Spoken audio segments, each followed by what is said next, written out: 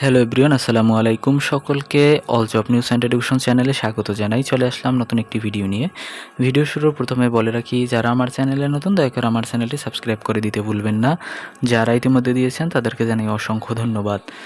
নবম শিক্ষক নিয়োগ সার্কুলার নতুন বিজ্ঞপ্তি প্রকাশ বা নতুন নোটিশ প্রকাশ, এই শিরোনামে বিভিন্ন ইউটিউব চ্যানেলে আপনারা দেখতে পারতেছেন যে ভিডিও কন্টেন্ট তৈরি করেছে। তো আপনারা অনেকেই জানতে চেয়েছিলেন এই বিষয়টি আসলে কি, নিবন্ধন সার্কুলার কি অলরেডি প্রকাশ হয়েছে কিনা।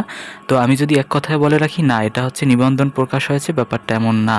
এটা হচ্ছে মূলত আপনার এই কিছুদিন পূর্বে আপনারা জেনে থাকবেন যে শূন্য পদের তালিকা প্রকাশ করা হয়েছে এবং ওই বিভিন্ন প্রতিষ্ঠান কর্তৃক যে শূন্য পদের তালিকা দেওয়া হয়েছে এইগুলো সঠিক আছে কিনা এটা যাচাইয়ের জন্য মূলত এটি দেওয়া হয়েছিল। তো মূলত বলা হয়েছে, দেখেন, এনটিআরসি হয়তো বা 19তম নিবন্ধন নামের পরিবর্তে নবম শিক্ষক নিয়োগ বিজ্ঞপ্তি নামে সার্কুলার দিতে পারে না, অবশ্যই এটাই আসবে। তবে এটি এখনও চূড়ান্ত অফিসিয়াল ঘোষণা নয়, আলোচনা পর্যায়ে আছে। তো এছাড়াও বিভিন্ন সূত্রে যেসব তথ্য জানা গেছে, প্রায় ৭৭,০০০-এর বেশি শূন্যপদে নিয়োগ প্রস্তুতি চলছে।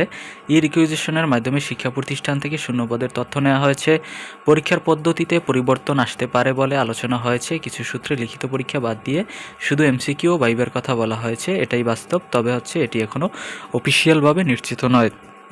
অফিসিয়ালভাবে নিশ্চিত তখনই হবে যখন সম্পূর্ণ গেজেট আকারে আপনার প্রকাশিত হবে বা বিজ্ঞপ্তিটি প্রকাশিত হবে। আর অনেকে জানতে চেয়েছিলেন যে এমসিকিউ পরীক্ষা কি সাবজেক্টিভ 140 থাকবে কিনা আর জেনারেল 60 মার্ক থাকবে কিনা।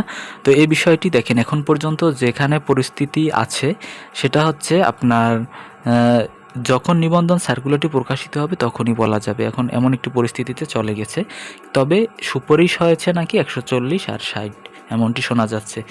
তো এরপরে দেখেন, মূলত এটা দ্বারা কি বোঝায়, শিক্ষক নিয়োগ ব্যবস্থায় নতুন বড় নিয়োগ বিজ্ঞপ্তি আসতে পারে এবং সেটার নাম বা কাঠামো আগের মতো 19তম নিবন্ধন না হয় ভিন্নভাবে দেয়া হতে পারে, মানে নবম শিক্ষক নামে। তো সহজভাবে বললে, নতুন শিক্ষক নিয়োগের প্রস্তুতি চলছে, অনেক শূন্য পদে নিয়োগ হতে পারে, পরীক্ষার নিয়মে কিছু পরিবর্তন আসতে পারে। অফিসিয়াল সার্কুলার এখনও পুরোপুরি প্রকাশিত হয়নি, তাই অনেক তথ্য এখনও আলোচনা বা সম্ভাবনা হিসেবে বলা হচ্ছে। নতুন নোটিশ মানি এখন নিয়োগ শুরু হয়ে গেছে এমন না, বরং একটি বড় নিয়োগ প্রক্রিয়ার ইঙ্গিত দেওয়া হয়েছে।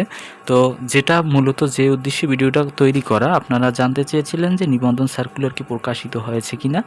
না, এটা মূলত নিবন্ধন সার্কুলার প্রকাশিত হয়েছে এটা বোঝায় না। মূলত এই ছিল আজকের ভিডিও। দেখা হবে পরবর্তী কোনো ভিডিওতে। ধন্যবাদ সকলকে। আল্লাহ হাফেজ।